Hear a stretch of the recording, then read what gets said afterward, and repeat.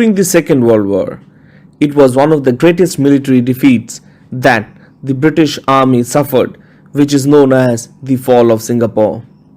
But before that, we need to note that the Japanese troops began to capture the British occupied Malaya and the Thailand in the month of December 1941 under their Malayan campaign.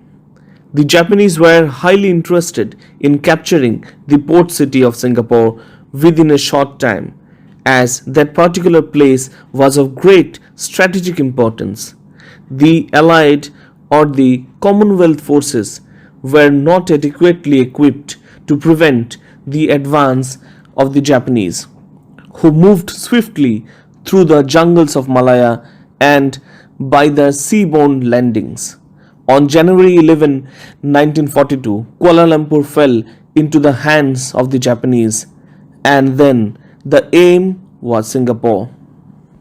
On February 15, 1942, after hard fighting, the British forces called for ceasefire and unconditional surrender. Around 80,000 men of the Allied forces were taken as prisoners of war by the Japanese. The loss of Singapore sent shock waves across the British Empire.